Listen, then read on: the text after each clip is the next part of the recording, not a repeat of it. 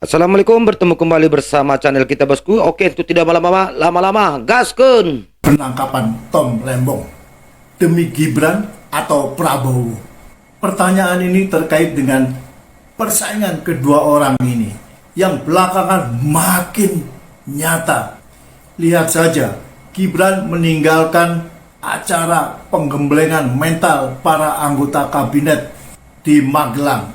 Lalu bersama tim produksi, dia belusukan di pasar Magelang dan VT-nya dipenuhi dengan narasi tentang kehebatan Gibran yang sangat cocok untuk menjadi Presiden Republik Indonesia.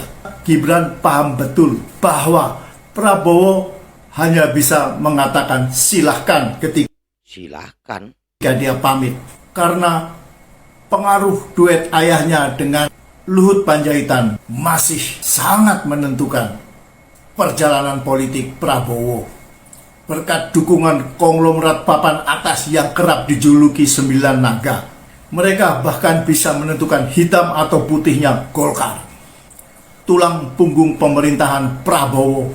Sebab Gerindra hanya berada di posisi ketiga setelah PDIP dan Golkar. Kekuatan para naga tersebut bahkan bisa menentukan siapa yang berhak atau perlu disingkirkan sebagai ketua umum Golkar. Salah satu korbannya adalah Abu Rizal Bakri. Golkar pun berubah total dari oposisi menjadi pendukung pemerintahan Jokowi. Lalu karena menunjukkan gelagat akan maju sendiri dalam Pilpres 2024, Erlangga pun disingkirkan, digantikan oleh Bahlil Lahadalia. Bila kini PDIP seperti tak berkutik meskipun tidak masuk dalam kabinet, ini juga tak lepas dari peran para naga tersebut yang uangnya mengalir deras ke elit partai. Bagaimanapun juga, semua ini tak bisa dilepaskan dari peran naga raksasa yang bermarkas di daratan Tiongkok. Salah satu buktinya adalah suntikan dana segar sebanyak $1,5 miliar Amerika Serikat. Banyak juga itu ya bosku.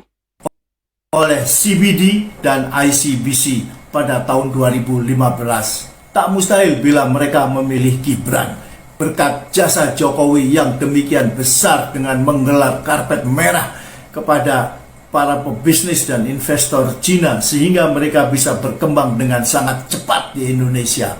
Oke, kita akan jumpa lagi dalam episode berikutnya.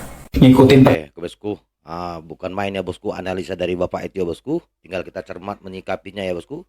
Oke, kita dengarkan dari abang-abang ini bosku. Kembangan kasus Tom Lembong seru ternyata. Nih, aku nemu 3 fakta menarik. Pertama, ternyata Kejagung tuh belum mengantongi bukti aliran dana ke Tom Lembong. Kedua, kalau kita pelajari surat dakwaannya, ternyata kerugian negara itu berupa keuntungan yang didapat oleh perusahaan swasta yang seharusnya itu menjadi keuntungan dari BUMN. Ini asli aku nggak paham. Jadi swasta nggak boleh untung atau gimana sih? Apa jangan-jangan ini yang bikin company-company besar kayak Apple, Tesla nggak berani jor-joran untuk invest di Indonesia? Mereka lebih milih ke negara-negara sebelah. Ketiga, dan tahukah kalian, ini data impor gula dari 4 menteri yang berbeda. 2015-2016 atau era Tom Lembong impor sekitar 5 juta ton dan rekornya dipegang sama Zulkifli Hasan 20 juta ton. Jadi nangkepnya tuh berdasarkan apa sih, bingung kan?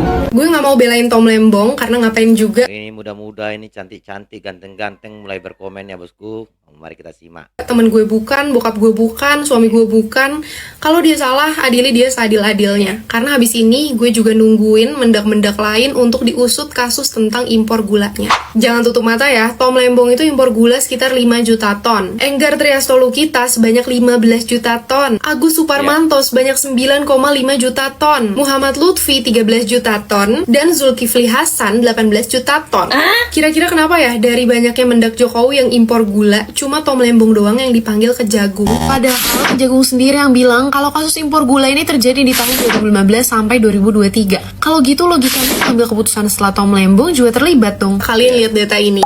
Grafik konsumsi dan produksi gula dari 2015 sampai 2023. Grafiknya sama loh. Gak ada satupun tahun di mana produksi gula di negara kita itu melebihi jumlah konsumsinya. Jadi gue benar-benar pengen tahu apakah benar di tahun 2015 itu terjadi surplus gula. Terus kita lihat satu data lagi ya. Gue harap kalian gak tutup mata. Ini adalah grafik produksi dan impor gula di Indonesia dari tahun 2000 sampai 2023. Kalian bisa fokus aja sama yang warna biru dan oranye. Dimana sejak tahun 2015 aja, impor gula itu selalu bertambah. Padahal kalau kita lihat produksinya tuh cenderung stabil. Katanya harusnya impor itu sesuai kebutuhan kan? Tapi tiap tahun produksian dalam negeri nggak berkurang, tapi kok impornya nambah drastis banget. Emangnya iya konsumsi kita sebanyak itu? Jadi please usut tuntas kasusnya Tom Lembong, tapi jangan lupa untuk dibuka ke publik semuanya karena banyak banget tanda tanya dan blur di dalamnya. Jangan sampai ini cuma kriminalisasi terhadap oposisi ya. Awas aja. Iya, karena Tom Lembong itu kan bagian dari oposisi. Ya harapan kita jangan sampai gak seperti ada inisiatif ya, ada unsur politik. Kalian tahu nggak, selama masa kepemimpinan Mulyono ada sebanyak 6 menteri perdagangan yang menjabat. Salah satunya adalah Thomas Lembong yang kemarin baru saja ditetapkan sebagai tersangka korupsi dalam kasus impor gula pasir. Thomas Lembong menjabat sebagai menteri perdagangan hanya sebentar, 1 tahun dari tahun 2015 sampai tahun 2016. Kalau kita berbicara soal impor gula pasir, faktanya semua menteri perdagangan era Mulyono melakukan impor gula pasir, bukan hanya Tom Lembong. Yang menarik, praktek impor gula pasir yang dilakukan oleh Kementerian Perdagangan setelah eranya Tom Lembong justru angkanya semakin naik. Oke, sebagai gambaran gua kasih perbandingan nih. Dalam kurun waktu 2015 sampai 2016, Tom Lembong impor gula pasir sebanyak 4,74 ton. Yang selanjutnya, Enggar Tiasto Lukita yang menjabat sebagai Menteri Perdagangan dari tahun 2016 sampai tahun 2019. Pada tahun 2017, Enggar mengimpor gula pasir sebanyak 4,48 juta ton. Tahun 2018, angka impornya naik lagi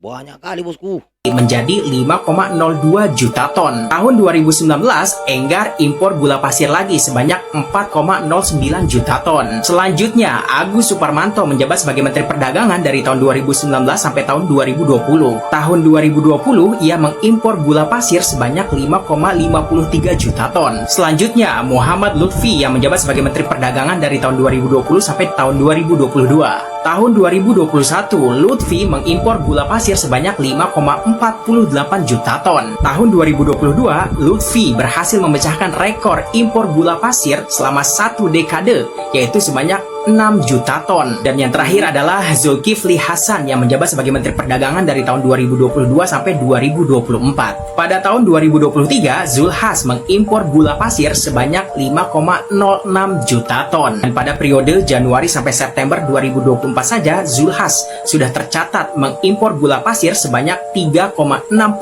juta ton. Sampai sini jelas ya bahwa Menteri Perdagangan yang impor gula pasir itu bukan hanya Tom Lembong, tapi semua Menteri Perdagangan era Mulyono melakukan impor gula pasir. Melihat fakta tersebut, menurut gua, kalau Kejaksaan Agung mau fair, ya usut semua Menteri Perdagangan era Mulyono. Kalau bisa nih, sekalian juga tuh usut orang yang dulu berjanji akan menghentikan impor gula. Karena setiap kebijakan yang dibuat oleh seorang menteri pasti mendapatkan persetujuan dari atasannya. Kalian ingat kan, tidak ada yang namanya visi misi menteri, yang ada adalah visi misinya presiden.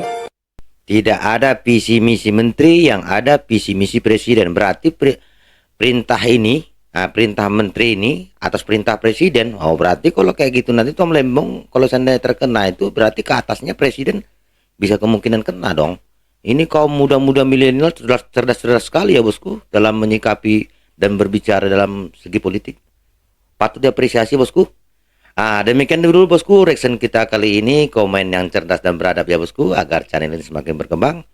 Demikian dulu, wassalamualaikum warahmatullahi wabarakatuh.